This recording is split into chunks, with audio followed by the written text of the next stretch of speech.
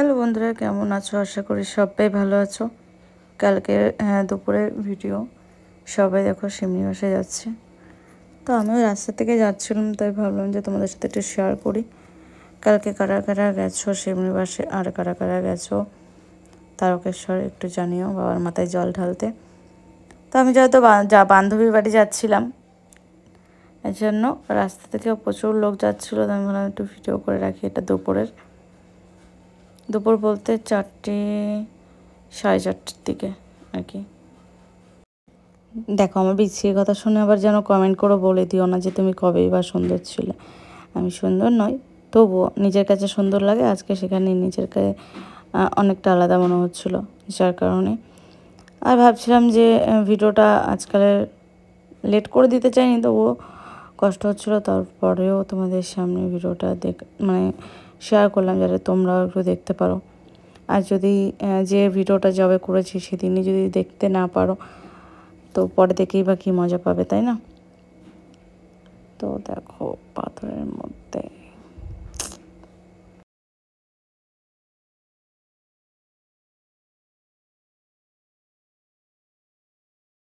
খুব ভালো লাগছিল। পুরো রাস্তা জুড়ে গান হচ্ছিল, আর পুরো বাবা ভোলেনাথের গান হচ্ছিল। অনেক রকম মিক্সিং করে হচ্ছিলো, বাট যেসব ভোলেনাথের গান দিচ্ছিল, তো সত্যি কথা বলতে কষ্টটা মনে হচ্ছিল না কিছু, কিন্তু কষ্ট তো একটু হবেই। কেননা কৃষ্ণনগর থেকে কৃষ্ণনগর থেকে না, পুরো তোমার নবদ্বীপ থেকে পুরো যারা যাচ্ছে সিমনিবাসে, পুরোটাই পায়ে হেঁটে। তাহলে কতটা কষ্ট হচ্ছে। এখন তো দৌড়তে দৌড়তে যেতে অতটা মনে হচ্ছে না, কিন্তু কালকে কিন্তু একটু মেঘলা ছিল না, একটু বৃষ্টি হয়নি, যার কারণে যেভাবে রোদ দিয়েছে আর যা গরম, আর রাস্তা যা গরম ছিল, পুরো আগুন। ঠিক আছে, প্রচণ্ড এর জন্য কষ্ট হচ্ছিলো।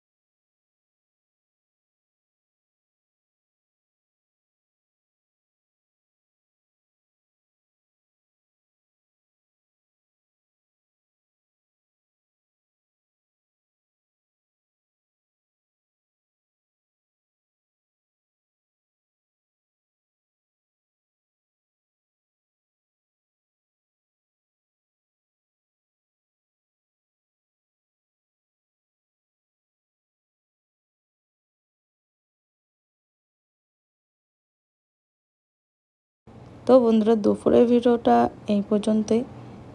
রাতের ভিডিও আবার আসবে।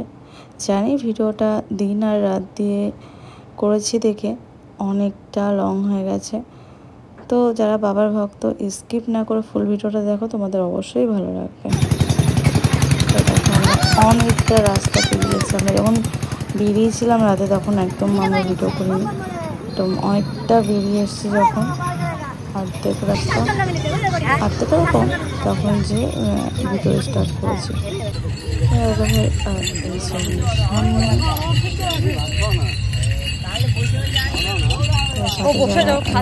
সবাই আছে, কিছু পেছনে আছে, কিছু সামনে। তারপরে যাওয়ার পথে দেখো আরও এক জায়গায়, মানে যেটুকু নেওয়ার সেটুকু নিয়েছি। ওই যে বললাম ভালো লাগছিল না, গরমে হাঁটবো না, ভিডিও করব, বিরক্ত লাগছিলো। তো এখানে সবাই রেস্ট নিচ্ছিল, আর তাদের যাতে একটু মানে ঘুম না পায় বা একটু ভালো লাগে, তাই জন্য এখানে দেখো প্রোগ্রাম রেখেছিল, সেখানে ডান্স করছিল। তোমরা কারা কারা এই বেলি ডান্স দেখতে পছন্দ করো একটু জানিও তো। তো আমি একটু দাঁড়িয়ে ভাবলাম তো তোমাদের সাথে শেয়ার করি এটাও। আর এখানে আমি ডান্সটার থেকেও বেশি, এখানে কত লোক এক জায়গায় বসে তারপর ডান্স দেখছে, রেস্ট নিচ্ছে, সেটাই দেখানোর চেষ্টা করলাম। তোমরা আবার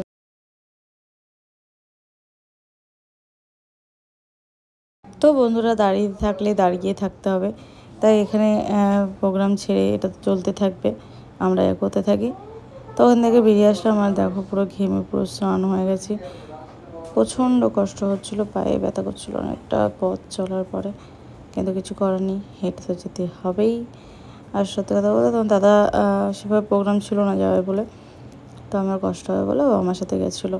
তো জলটা আর ব্যাগটা তোমার দাদা ভাইয়ের কাছে ছিল, আমি জাস্ট হেঁটে যাচ্ছিলাম, ঠিক আছে।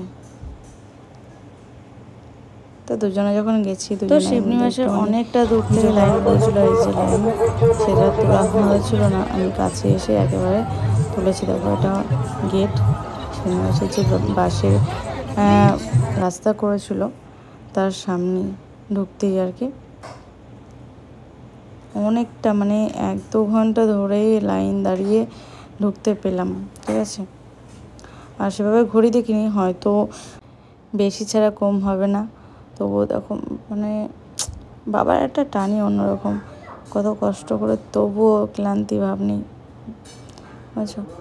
তা এখানেই যে পাশের যে ব্রিজটা দেখছো, এখান থেকে পুরুষ আর মহিলা আলাদা আলাদা, আর এখান থেকে যেতে যেতে হয়ে গেছিলো অনেক লেট, কারণ শুনলাম নাকি কালকে একটু ঝামেলা হচ্ছে।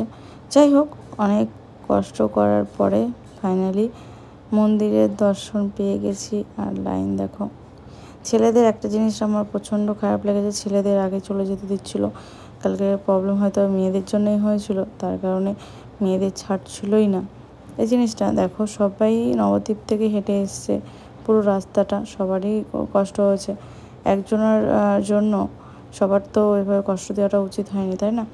তো মহিলাদের হয়তো খুব কম মানুষ ছাড়ছিল আর কি মেয়েদেরকে, যেখানে ছেলেদের ছাড়ছে 100টা, সেখানে মেয়েদের ছাড়ছে 20টা, এরকম আর কি। এই ব্যাপারটা খুব খারাপ লেগেছে। বাকি তোমরা বলো, মন্দিরতে দর্শন করে নাও, জানি না ভিতরে ভিডিও করতে পারবো কিনা। দেখো, জয় শিব শম্ভু, হ্যাঁ হ্যাঁ মহাদেব। তো কত লোক এখনও বাকি, আর আমি এখানে একা। সবাই যেখানে, ওই যে ভাই দেখছো, আমার ভাইয়ের সাথে দেখা হয়ে গেছিলো। আমার ভাই আড়ংঘাটার থেকে এসেছিলো এখানে, ও নবদ্বীপে পুরো হেঁটে এসছে, ঠিক আছে, ওখান থেকে জল তুলে। তো ভেবেছিলাম, আমি শুনেছি ভাই আসবে, কিন্তু আমি ভেবেছি যে ভাইয়ের সাথে দেখাই হবে না, এত ভিড় এত লোক, কিন্তু মহাদেব চেয়েছিল ভাইয়ের সাথে দেখা হয় বলে, তো ভাইয়ের সাথে দেখা হয়ে গেছিলো। তো আমি এই পাশে ছিলাম, তো ভাইয়ের ভিডিওটা ওখানে নিয়ে নিলাম, যত দেখা হয়ে গেছে এর জন্য। তারপরে আর কি এবার আস্তে আস্তে মেয়েদের ছাড়ছে, কিন্তু হ্যাঁ অনেক টাইম লেগেছিলো। যাই হোক বন্ধুরা, এবার হয়তো বাবার দর্শনটা পাওয়া গেল। হ্যাঁ হ্যাঁ মহাদেব, সবার মঙ্গল করো। তোমরা যারা আসতে পারোনি তারা দূর থেকেই ভগবানের কাছে প্রার্থনা করে নাও, তোমাদের যা যা ইচ্ছা ভোলেনাথ যেন সব পূরণ করে। হ্যাঁ হ্যাঁ মহাদেব।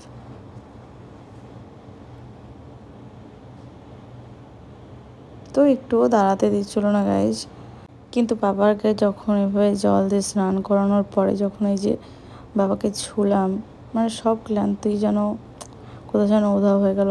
এই যে এই শান্তিটা, সত্যি এই শান্তিটার জন্যই মানুষ অত দূর থেকে এত কষ্ট করে বাবার মাথায় জল ঢালতে আসে, বাবার দর্শন করতে আসে।